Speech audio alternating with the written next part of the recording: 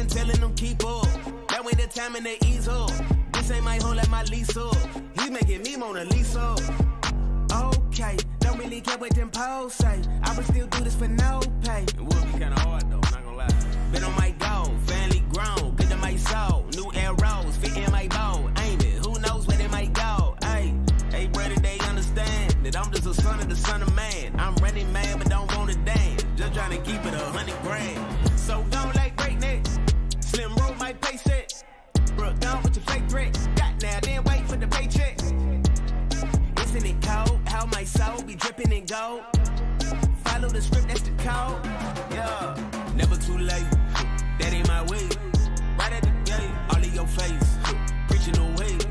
Right at the gate, quick on my pace. Right when I wait. Ay, right at the gate, I know my place. Right when I wait, man, that's right at the gate. You can track on the fan. You can check on this timing. But the boy gon' be flying. He got that throne that got him. Quick in my pace. Right when I wait. Right at the gate, I know my place. Right when I wait. Right at the gate. I think they owning me. Ghosts from my past be hunting me. I see them hurdles up under me. All I see is runway in front of me. No flipping for game, it's costly. Defending the name, get out me. Whole sentences killing them softly. Y'all thought you lost me, but I'm back. Still on my game, never scared, like killing my claim. Jesus never been on my chain. Now this piece still spin on my brain. They call aboard, like do the right thing. If y'all aboard, then get on my train. Waving goodbye, I've been on my game. Hey, tell them don't get in my lane.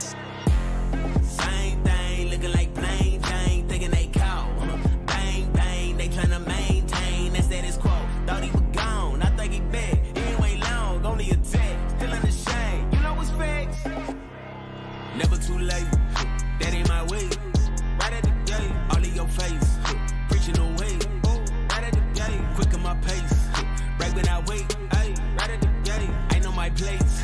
Right when I wait, man, that's right at the gate. You can track on the fan, you can check on this timing. But the boy gon' be flying. He got that throne that got him. Quick in my pace. Right when I wait. Right at the gate. I know my place. Why would I wait? Right at the gate.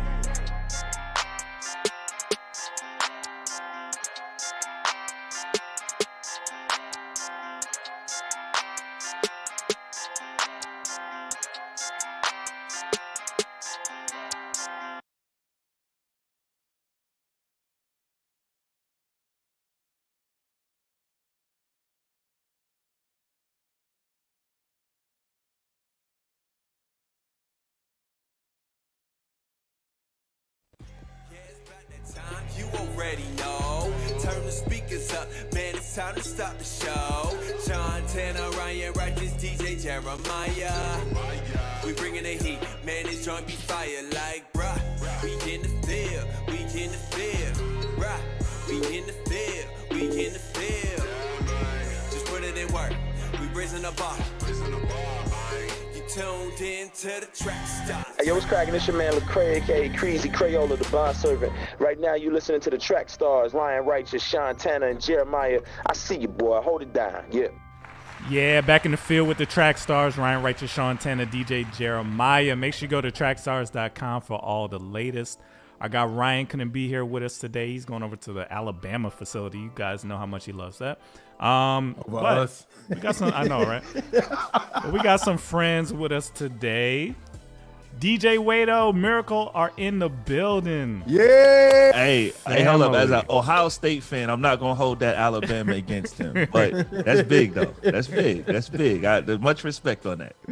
Yeah, man. So we are a full house again today, man. We're so excited to have Wado here with us today. We want to find out what he's been doing, his reemergence, and what all went into that, and everything you got going on, man. So talk to the people, man. What have you been doing? And then we'll talk about the cool stuff you got going on now. Well, so first, man, thank you guys for having me. I've always been a big fan since the Holy Culture Radio message board days. I go back that far with y'all. When y'all was actually wearing tracksuits. I remember all this, right? So, but yeah, it's an honor to be here. What have I been doing? So, for most of my professional Christian rap career, whatever you call it, I've been living in Newark, New Jersey, and most people remember me from living up there. doing stuff in Brooklyn at Ja Rock and all of that stuff. My family and I moved to North Carolina about 3 years ago. That was around the time we took a break from just doing Wado radio stuff. And I've actually been doing youth ministry. I'm a high school pastor at a church, Hope Community Church, here in Raleigh, North Carolina. And I'm not gonna lie, I've been growing the youth ministry, man. It's been really exciting doing that work. We started with like a weekend thing last year where we had about 6 kids, and we've had 100 high school students come through over 100 come through the youth ministry this year. Oh, and so yeah, I've been putting in work on that, and I love it. I love doing ministry. Love seeing people just get closer to God, reach their full potential. You know, all of that stuff, pouring into high schoolers. So that's been great. But yeah, man, we and this is crazy to say this. I can't tell y'all the date, but here's what I will tell you. It's not Monday, it's not Tuesday, it's not Wednesday, it's not Friday. But we are relaunching a daily radio show on Sirius XM. Yeah. So I'm not supposed to tell the date. That's part of our deal. But Holy Culture is expanding. I'm excited to partner with them. I'll be on from 6 to 8 every night, channel 154. So is that the DJ's time slot? Like I remember growing up, Flex was at that time down here. We have Greg Street. Yeah. Everybody come on like 6 to 8. Is that the DJ slot time? Well, you know what?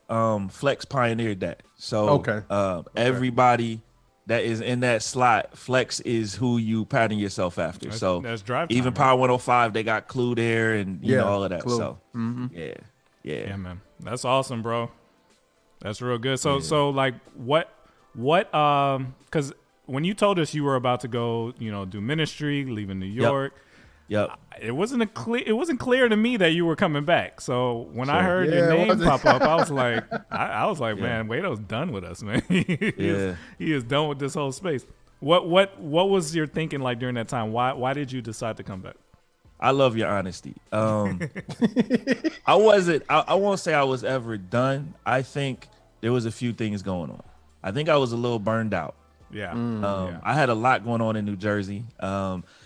You guys saw the public Wado radio stuff. I was actually probably putting in 30, 40 hours a week at a church in New Jersey that I was a part of, Metropolitan Baptist Church. I've grown so much at that church, but I also wasn't getting paid either. And so I just had a lot going on. Then my family, we were going through some transition. We had a major life situation happen. My wife lost her father. And so, whenever you go through, loss of a parent, loss of a spouse, loss of a child, divorce, those are really major life transitions. And so you never know how people are going to respond and how that affects you. And so that had a massive, massive impact on our family. And I think me and my wife just started praying through, we need something different. Like, I think God is calling us into something different during this season. And I always knew I had a call to ministry. I just wasn't really in a space where that call could be, furthered or nurtured or any of those things. And so we just kind of prayed through what things would look like. And, I actually applied to work at this church that I work at now. And I had never been there before, never seen it, just from some online stuff, but really felt the Lord leading us there. And man, it's been one of the best decisions I've made in life, man. I think for how it has impacted my wife, my kids, this move to North Carolina, how much we've grown at Hope, our current church. And so, man, we just been enjoying it. So yeah, man. So that's really what it was. It was just, and I think sometimes when you're going through stuff like that, you're like, man, how much of this do I communicate publicly? How much do I keep to myself? Yeah. And so I know it was vague when I left. It was just like, what is up with this dude? Like, I saw all types of stuff. People thought, man, Lecrae ran him off. He had too much beef with Lecrae, so they just, what I mean? It wasn't that. Wait. Beef with Lecrae? When did that come up? We didn't know that. we didn't have beef. We had our differences. We had differences for a while, and so. But yeah, man, I was burned out, man. I was burned out from ministry, yo. I was. Did you burned out from CHH? Like, did you feel like I capped off? Like, my cap is done? Okay. It was. I think I was burned out of CHH. I think I I think so many people not really viewing this as ministry, it got me to a point where I was just like, I got into this for ministry. Like everything else that came with it was never, like a goal. And so I'm like, if this is just not what we doing, I probably don't need to be a part of it during this season with everything else I have going on. Right. Did you think, I mean, because that's what the mid 2010s, did you feel like the shift been happened and it was just like, okay, maybe it's somebody out there that's about ministry, so let me hold on to them, and then in that turn, you know what I mean? So do you think that's what it was? Yeah, I think there was a little bit of that. I also think when it came to the radio thing, I think there was a space that I was at and it was doing well, but it was just like I couldn't quite figure out how to get it to a different level. You know what I mean? And so sometimes, man, you have dreams, goals, aspirations, all of those things, and you're just like, man, maybe I just won't hit this. And it was cool. And then, like I said, I think with everything going on with my family, it was like, you really need to spend some time focusing on your family and setting them up to be successful. And so I think that was kind of out of balance for me a little bit as well. So it's like, you had all these things converging. You had what was going on in the industry, what was going on in my family, what was going on at my church. And it was clear that God was saying, you may need to shift into something else. And so, that's what we did. And so, this current season, honestly, it took me and Trig probably talked 4 or 5 months about the Series XM thing. And just in a variety of different roles. So it was just like, there was some on-air stuff, there was some behind the scenes stuff. And, I was just praying about it. And God was just like, you know what? It's time for you to do this. And then things just started opening up. We had raised some money a few months ago, just around, redoing the studio. And so, we started building a studio in my house, and that kind of came together. There was a dude at my church who called me one day.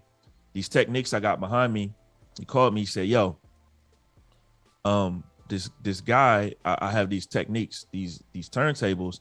Do you want them? And he didn't know what techniques were, but I did. And I said, heck, you know what I mean? Heck yeah, I want them. And so I got them for like a crazy deal. And so it was just, I think, again, I try to be spirit led in, a lot of what I do. And I just felt like that time I needed to take a rest. And now the Lord is saying, you know what, like, you've rested, your family is stabilized, you have the mental capacity, the spiritual capacity to take on something like this again.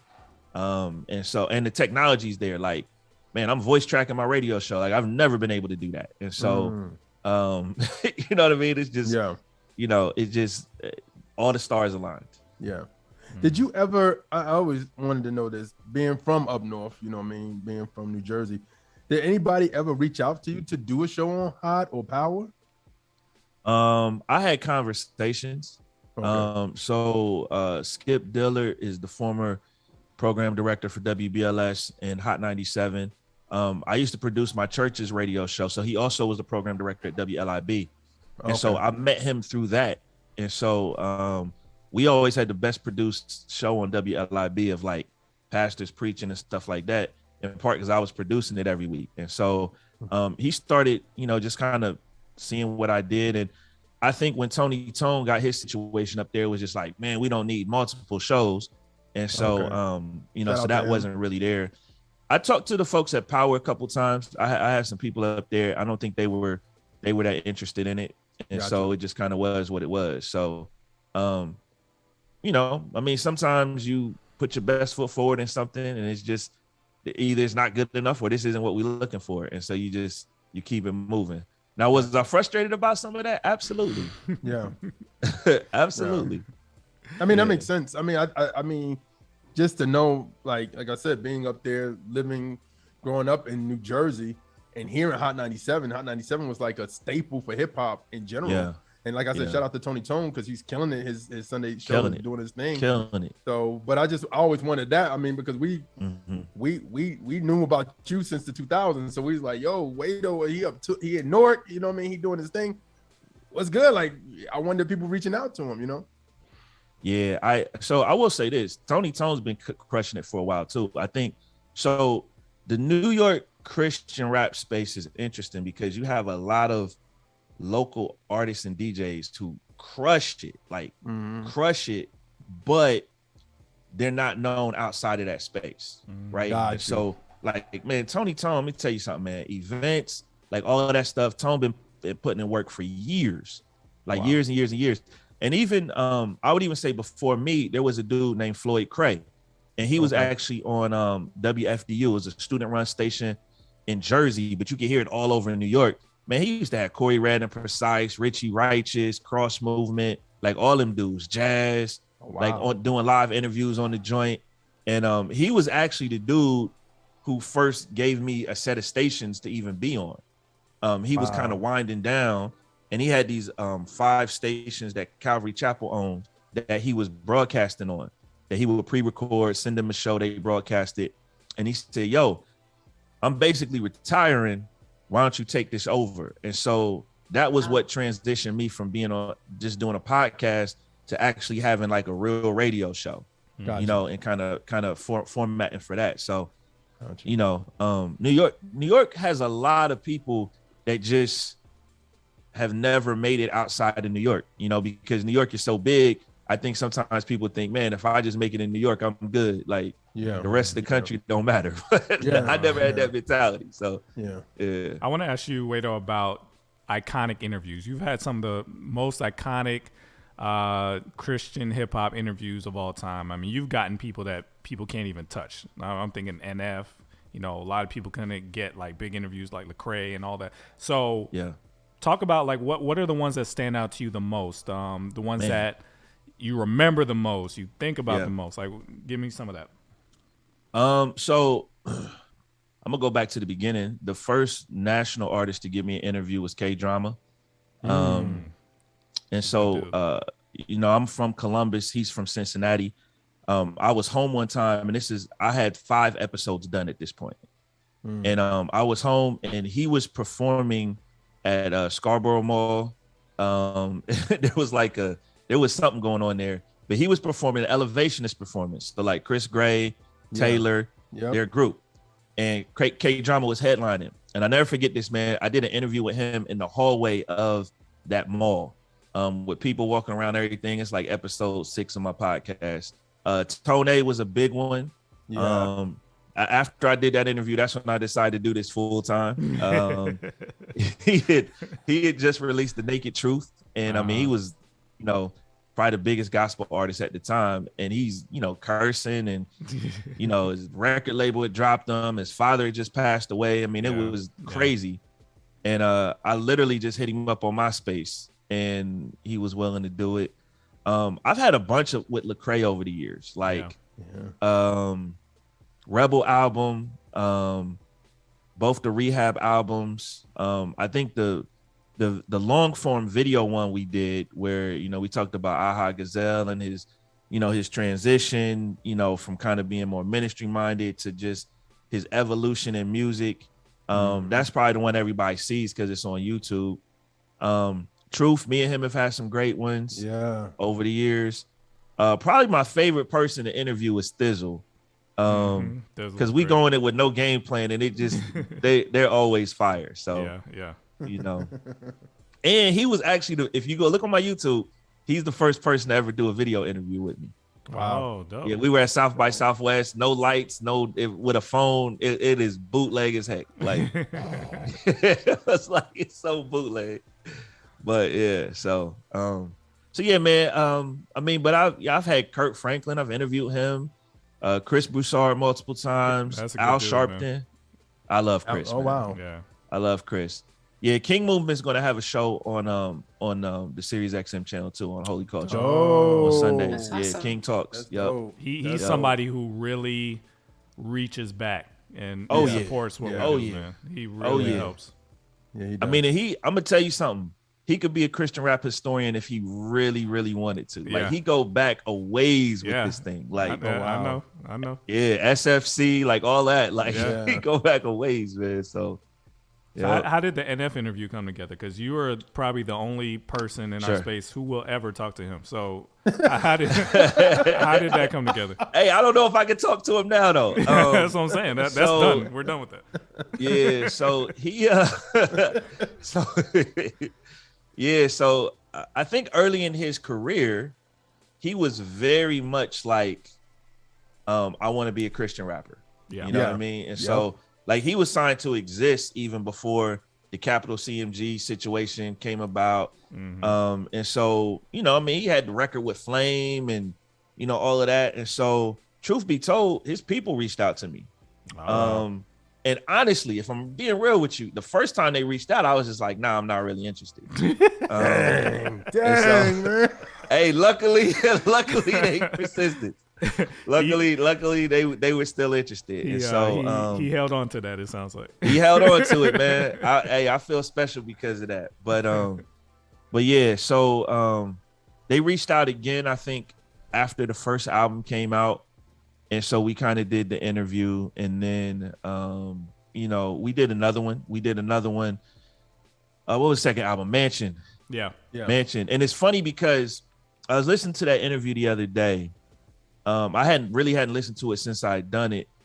And one of the things he mentioned in there was he started talking a lot about therapy, you know, and this is before everybody was kind of on the big mental health thing, you know what I mean? And so I thought it was cool that like that was the name of his next album after that. Like he was already thinking through that, you know, during that time with Mansion. So yeah, man, I think it was just being available, man. And one of the things that I've learned over the years is just like, it's actually cool to interview people that are outside of your comfort zone a little bit, whether you don't dig them musically or maybe you don't rock with them theologically or whatever the case may be. It's just good to just say, hey, you know what? Like, let me just hear from this person and see what God is doing in their life too. So, wow. Yeah. That's good. That's good. Really good. But NF, if you're interested, we can do another interview now, man. yeah, come on, NF. Good luck. Yeah. Do you feel like you're a pioneer? Like, do you know, like, that's where I was going to go next. You know what I mean? Like, do you feel that, or do you like? Because you have no choice, because you are. Because I mean, we looked up to you the whole time we started. Yeah. So you definitely are a pioneer. You know what though? I think all of us are. I was on when you guys had Chris Chicago on.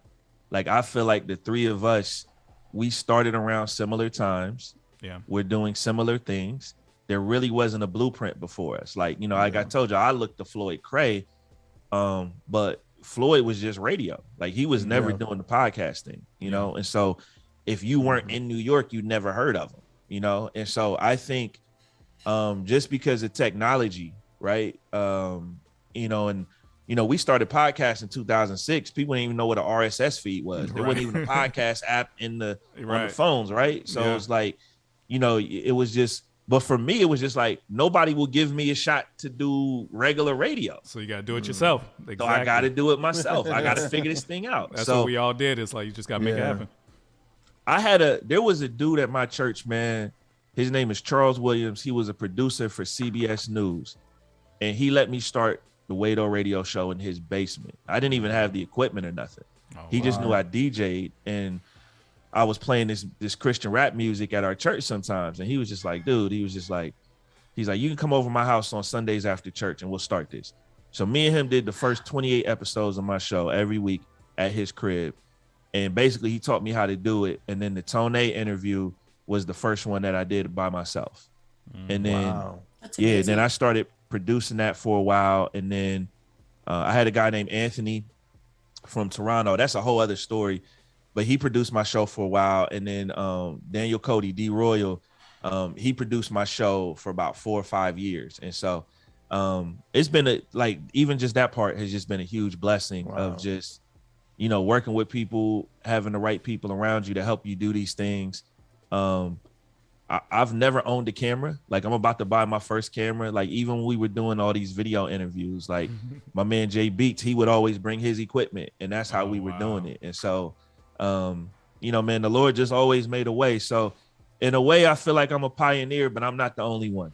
You know what I mean? So you know who That's else good. we probably have to talk about as well as G Wade. I don't think a lot of people know who G Wade woo, that's a throwback. is. That's Atlanta's finest right there, bro. G Wade, I mean, I've known him. I don't know him personally, but I'm known of him, and I'm known of what he's been doing for years. And I'm like, yo, people, and maybe because it's that what you talk about, that local situation. But yeah, man, he's been doing stuff. I remember seeing an interview with him and not IRock Jesus, but IRock Williams. Little IRock, years ago. And I'm like, that's early 2000s. So like, people used to mix me and G Wade up when I first started, because he was more established, and like you said, he was killing Atlanta, just doing media stuff. So yeah.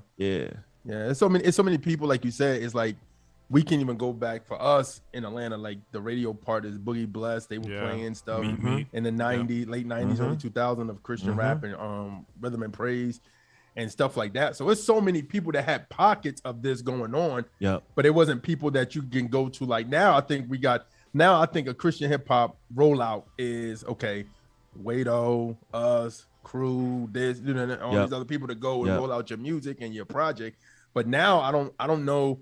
Back then, I don't know if it was just you and Chris Chicago where people would come and see y'all. Because we didn't really, honestly, I say this, we didn't come into the fold until like the 2010s. We were doing the show, but we didn't really interview artists like that until like the 2010s. Yeah. Where you guys were just like. You guys and Gorilla Cross as well. You guys set the standard for visuals. I mean, just how stuff looks, great graphics, thumbnails, all that stuff really kind of stepped up during that time. So you guys definitely inspired us.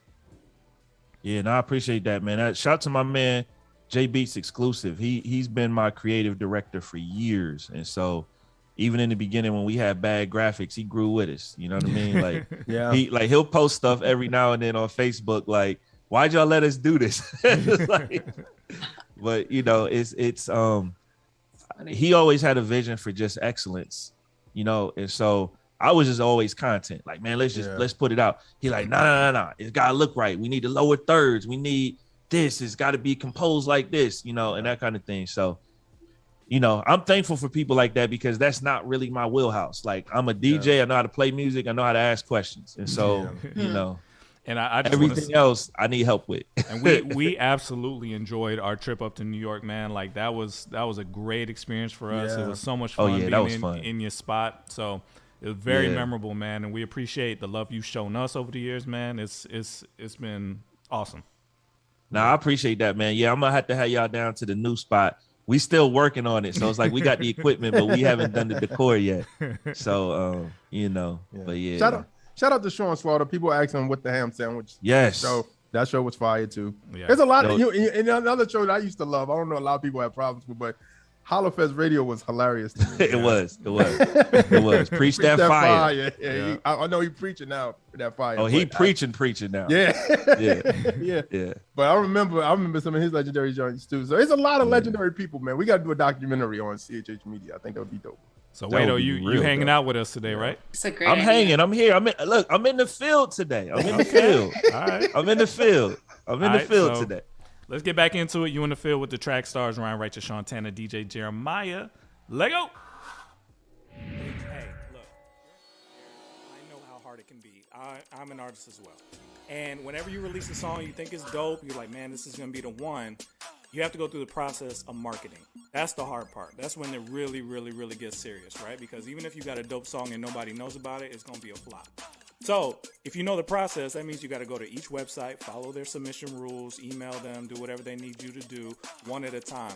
These outlets do not like to be spammed. They do not like to be put on DCC lists, email spam lists.